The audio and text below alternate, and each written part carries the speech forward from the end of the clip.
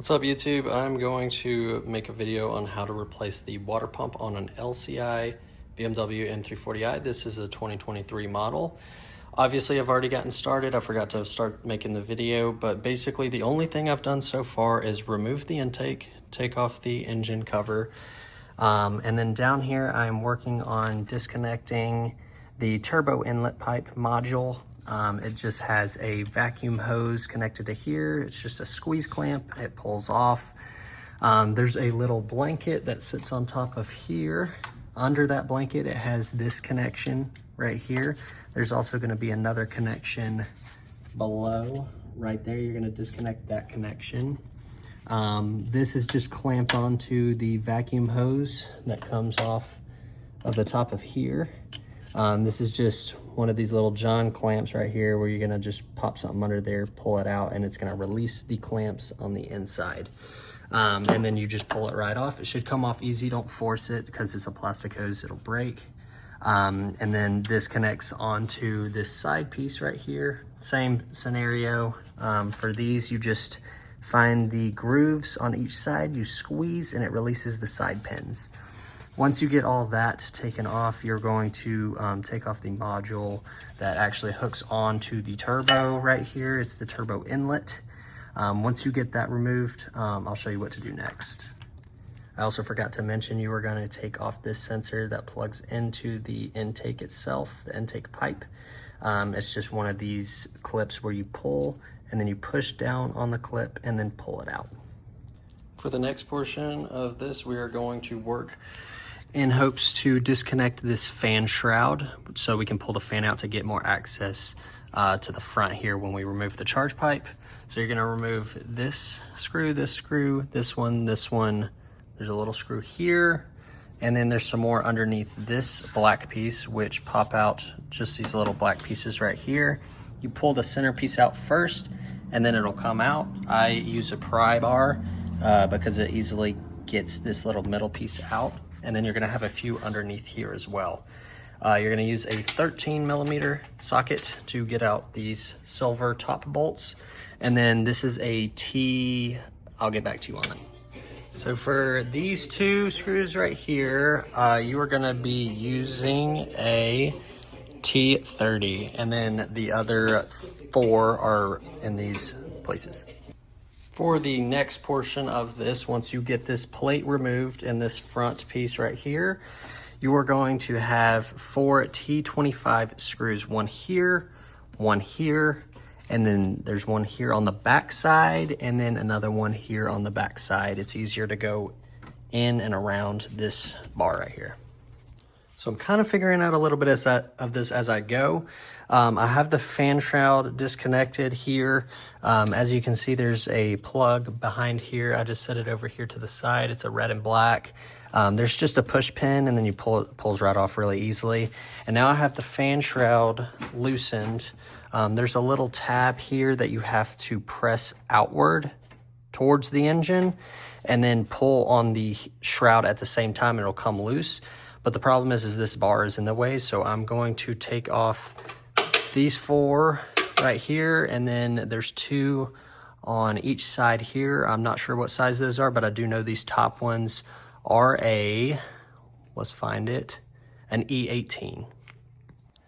So after removing this crossbar, which by the way has this annoying little something attached to it, so I just put it off to the side so that way I have areas to work.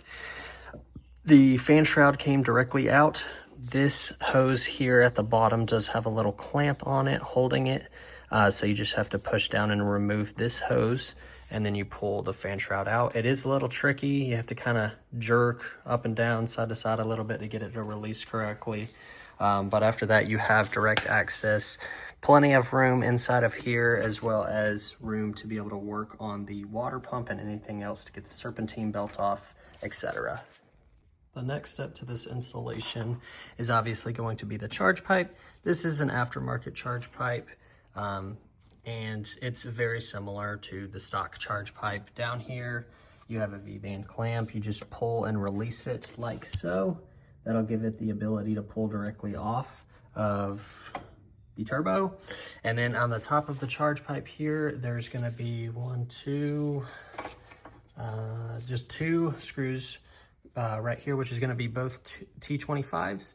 And once you release that, the charge pipe just comes straight off the throttle body. So once you have disconnected the two screws from the throttle body, as well as the V-band clamp connected to this silver piece down here, the charge pipe will come directly out. If you have a stock charge pipe, you'll have to remove this electric coolant pump, which there is a screw inside here that holds this in place.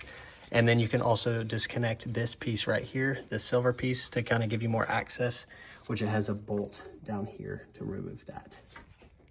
For the next step of this procedure, once you get the charge pipe off, you're gonna go underneath the car, jack it up. I recommend it, unless you're very skinny.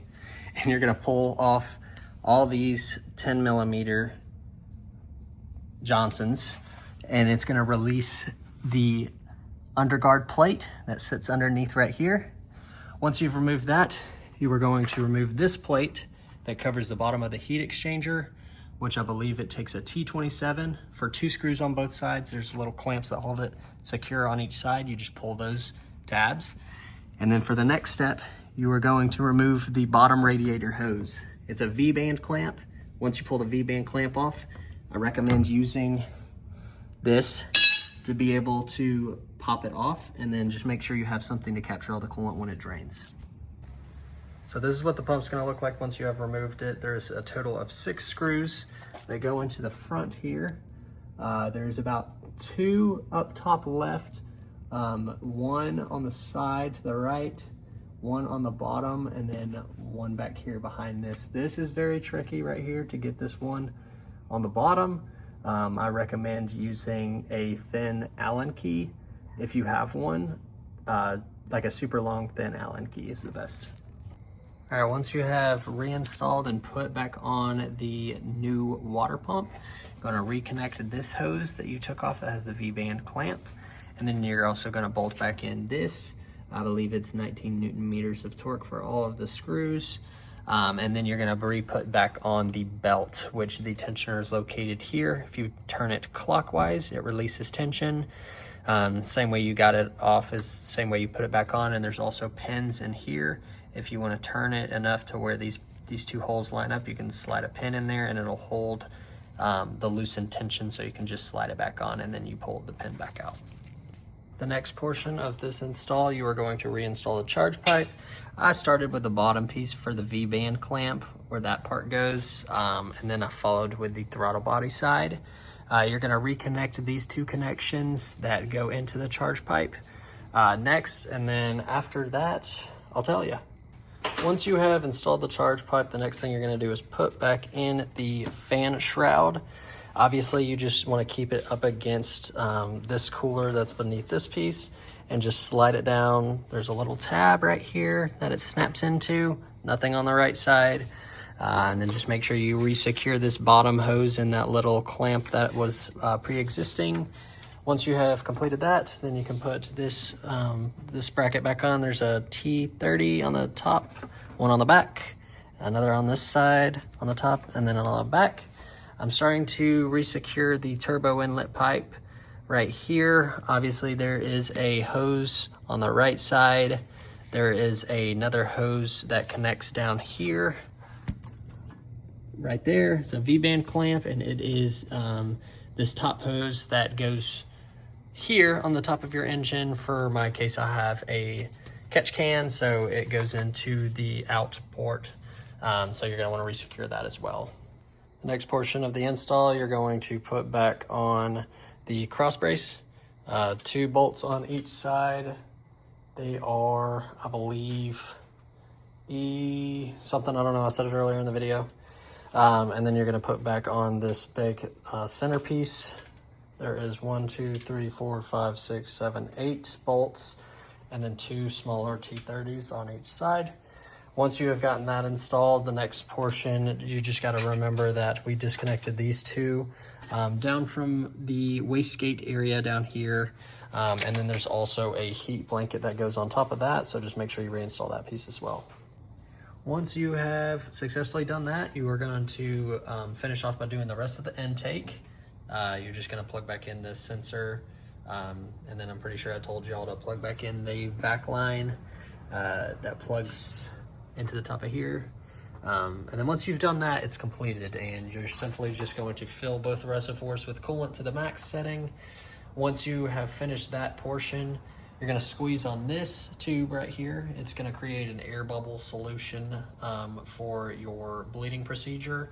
You're just gonna continuously fill it and squeeze it. Don't overfill it though. Fill it to the max, squeeze the tube until it goes all the way down, fill it again, and vice versa. Just keep doing that. Once you have successfully done that, you're gonna do the BMW bleed procedure.